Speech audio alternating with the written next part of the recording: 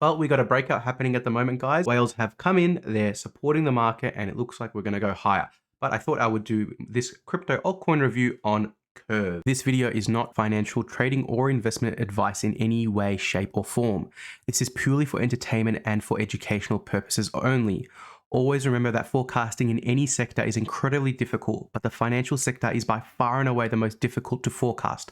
My analysis is based off Gann and Wyckoff methodologies. If you're a fan of altcoin reviews in an honest format, then you've come to the right place, and every week I cover the market update. Lastly, it's not about being right or wrong that matters. It's about what you do when you're right or wrong that matters most. All right, let's get to today's crypto. So I've done 2 videos on Curve so far this year.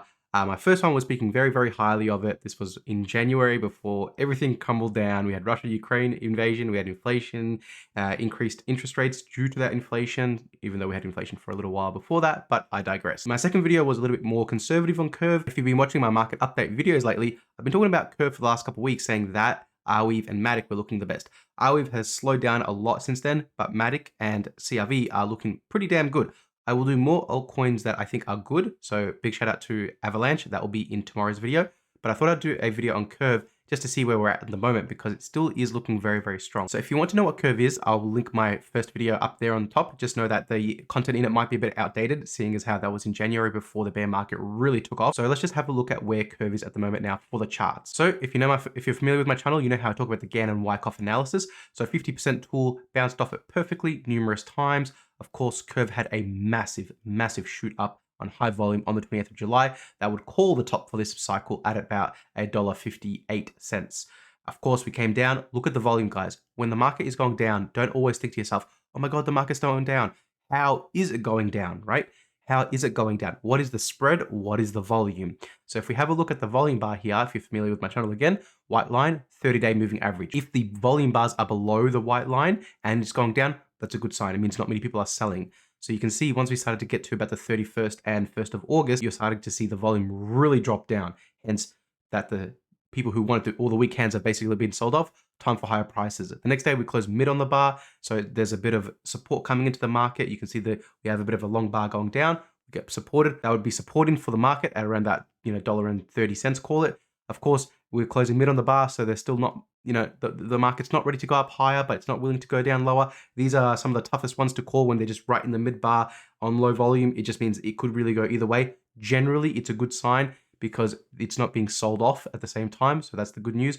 Of course, then we have the 5th of August where we get up on good volume, low selling day on the 6th of August. So we had a decrease in price, but look at the volume, guys. Volume is tiny, very, very low volume. That's why you might have looked at your price and be like, oh, it fell 4.72% on the day. Looking at price with no context on volume doesn't really give you the whole picture. So when I look at this, I can say, okay, yes, it went down 4.72%, but the volume was nothing. The next day we have the volume going up on not much volume either, which isn't the best sign. And then of course we get the heavy selling day on the 9th of August, but we still close mid on the bar. I don't like this one too much on the 9th of August because the volume is above average. Let's have a look at another crypto because I will show you most cryptos on the 9th of August, which was yesterday, of course. Most cryptos actually had low volume being sold off. So let's just click on a random one like Chili's. You can see Chili's, I haven't even rehearsed this, 9th of August, below average volume, again, below the white line. We'll just click on another one. Again, I'm just clicking on these on random. Cake, 9th of August, most of them went, you can see the volume was underneath the white line. So we had a low selling day. And this happened across the board, okay? Let's have a look at, say, ETH when I did my video yesterday, right? In Australia, typically when I go to bed, we still have about 10 hours after the market. So I'm staying a little bit past my bedtime at the moment. And then when I wake up, I see the daily and how it played out. When I saw ETH not actually going up on high volume down, I'm like, ooh, maybe there's a chance. Of course, we get the breakout the next day. And I will be shocked if ETH doesn't get a breakout and above its white line. So all I'm trying to say is that most cryptos had a low selling day yesterday, which is bullish. But CRV, unfortunately, had a high selling day, which means that there were many people willing to sell their CRV, hence the price is struggling to go back up as hard as the other one. So let's have a look at CRV. But however, today we're getting the breakout bar where we're going up on a high volume. We'll see where this closes and pay attention to how CRV will react at its top on that $1.58, because that will be the triple top that plays out.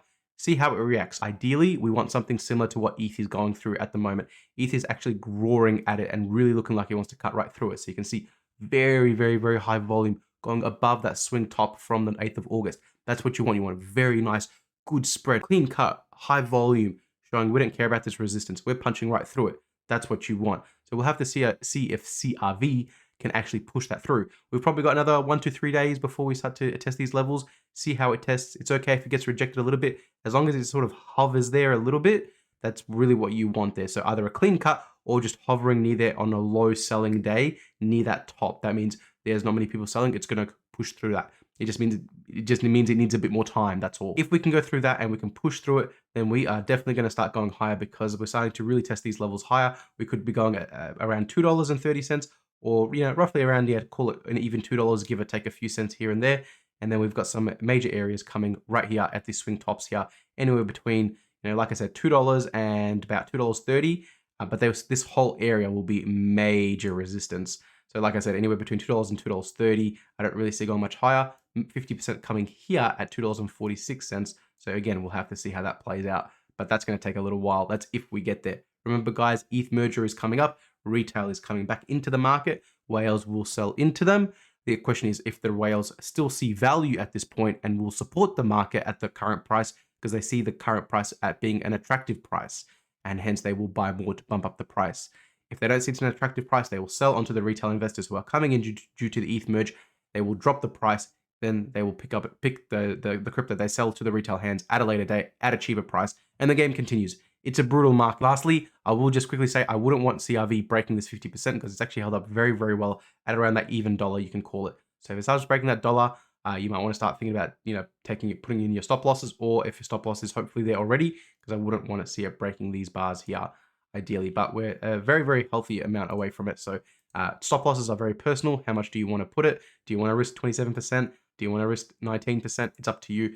But definitely for me to consider CRV weak at this point, it would have to break its 50 and start pulling beneath those breakout bars that we start putting in mid-July. That's going to do it for this altcoin review of CRV, otherwise known as Curve. Hope you liked the content. If you did, consider subscribing. Leave a comment down below if you found this video helpful, or if there's anything else you want me to cover. But until then, everyone, stay safe, and I will catch you on the next video.